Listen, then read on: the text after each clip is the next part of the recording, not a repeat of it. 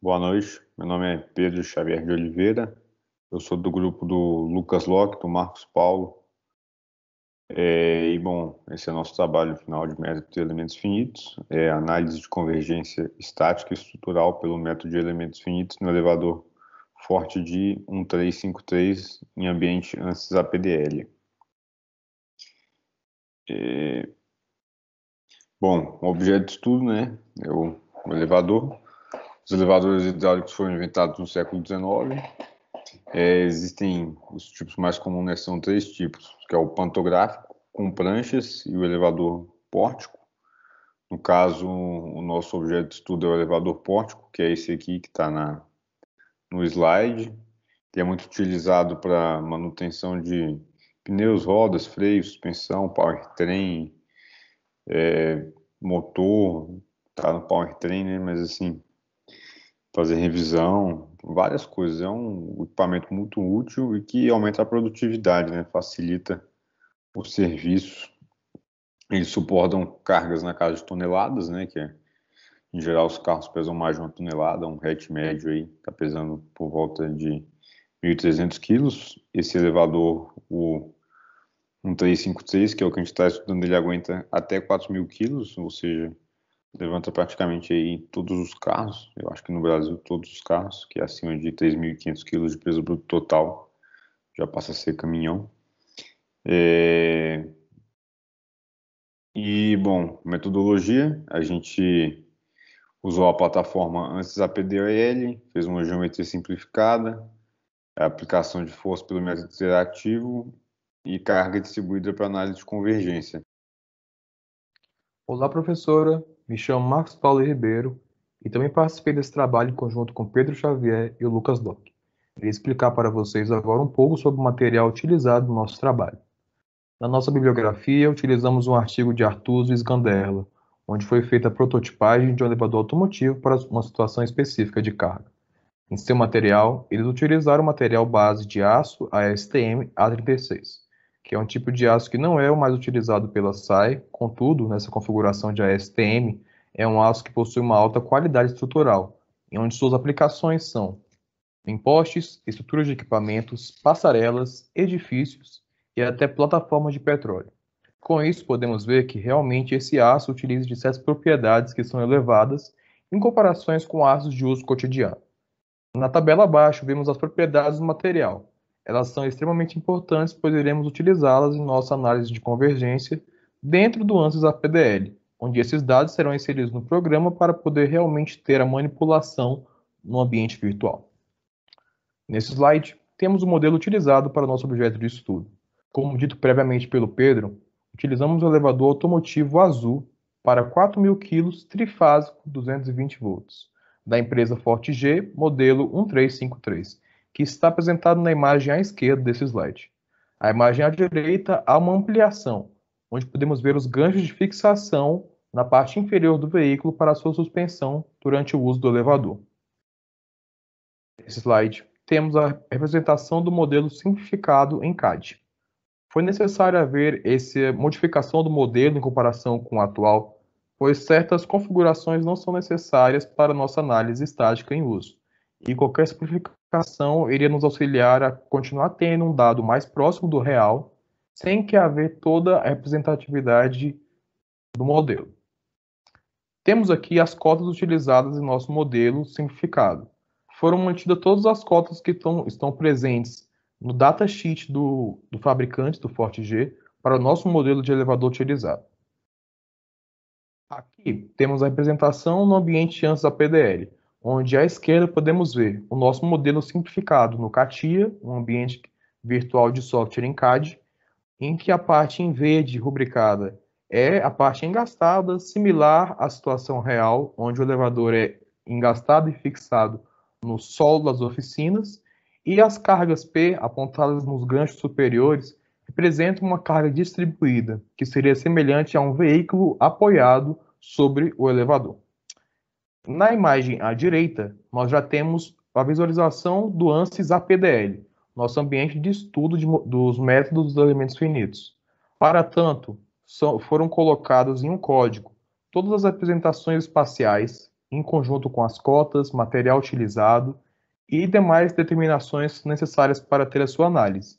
Com isso, temos que o nó 1 e 7, representados em azul na imagem, são os nós onde foram engastadas a nossa estrutura, e os nós 2 e 8, onde foram analisados os deslocamentos, que é o fruto principal desse trabalho.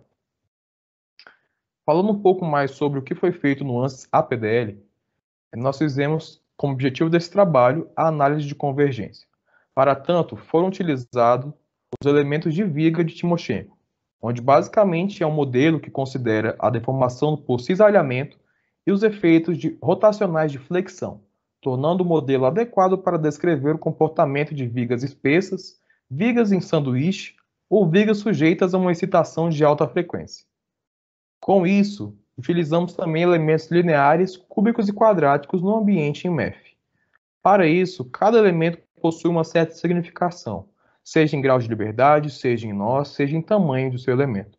Então, um outro parâmetro utilizado também em nossa análise foi a quantidade de elementos da nossa malha de discretização. Após feitos os nossos análises, os resultados foram gerados e são apresentados a seguir. Bom dia, boa tarde, boa noite, professora. Espero que esteja tudo bem com a senhora. Me chamo Lucas Locke Martins. Estou fazendo parte do grupo junto com o Pedro e com o Marcos. E pelo tempo um pouco está corrido aí, eu vou falar um pouco rápido, professora, para não fazer um vídeo muito longo para a senhora. Como pode ser visto aqui, o Marcos já inclusive mostrou essa imagem, só fiz uma adaptação para poder mostrar para a senhora. Como essa estrutura foi toda feita em APDL, a gente fez um código para poder criar toda a estrutura, poder fazer os engastamentos, porém as forças estavam muito difíceis de ser postas, porque a gente estava querendo colocar uma força distribuída ao longo do último elemento, sendo que se a gente fizesse... Por que a gente queria fazer isso? Porque se a gente botasse ela num key point, não dava certo, porque não estava tendo... Todos os resultados eram iguais, então independia se o elemento era linear, quadrático ou cúbico, estava tudo igual. E aí com isso, pela fórmula apresentada em mecânica dos sólidos, que a força pontual é igual à carga distribuída vezes o comprimento da carga distribuída, isolando a carga distribuída e mantendo a força pontual constante, no caso, 1/4 do peso total do veículo, 1 tonelada, dividido pelo comprimento que era imposto para cada elemento, a gente tinha um valor de uma carga distribuída. E foi dessa maneira que foi sendo feito. Só um detalhe, com isso foi feito para todos os valores de comprimento de elemento. Com isso, para os deslocamentos translacionais, como pode ser visto, aqui foi feito para cada tamanho de elemento, ou seja, meio metro, 0,4 metros, 0,3 metros, 0,2, 0,1, 0,05 metros e assim por diante. Esses são os valores lineares dos deslocamentos do nó 2. Então, deste nó aqui, para o nó 8 não foi calculado porque ele seria igual para o nó 2, porém com sinais contrários, porque um está indo para cada lado. Um está em cada sentido. Com isso, como pode ser visto, a partir de 0 até 0,2 metros, todos os valores são iguais, independente de como é o elemento.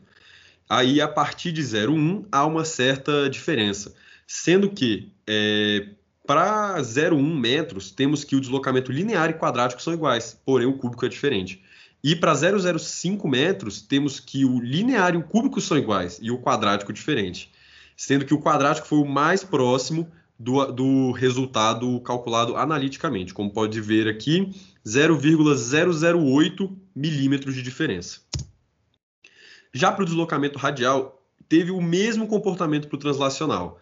Até 0,2, tudo igual. Para 0,1, a linear e a quadrática iguais e a cúbica diferente. E para 0,05, a linear e a cúbica iguais e a quadrática diferente.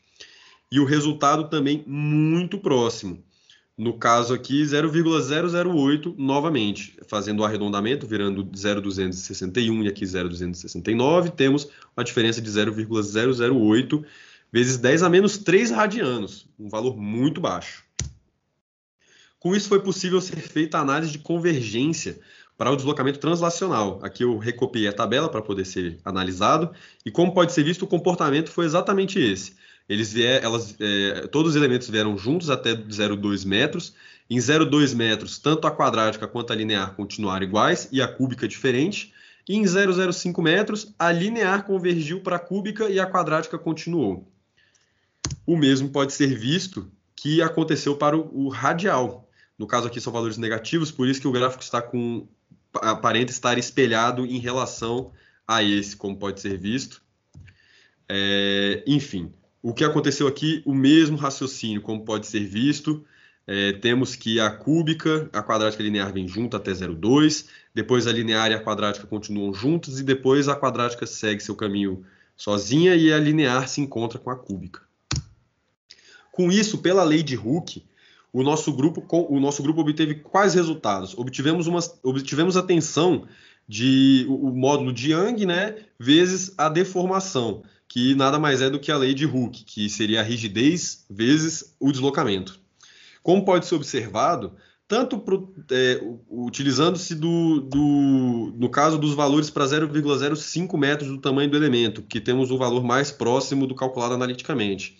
Com isso, obtivemos uma tensão tanto para o linear quanto para a cúbica de 46,1 megapascal e para a quadrática de 48,2 megapascal. E o resultado analítico era de 49,8 megapascal. Como pode ser visto aqui, uma diferença de aproximadamente 1,6 megapascal e para a radial de 1,7. Como pode ser visto, o elemento quadrático foi o que mais se aproximou do cálculo analítico.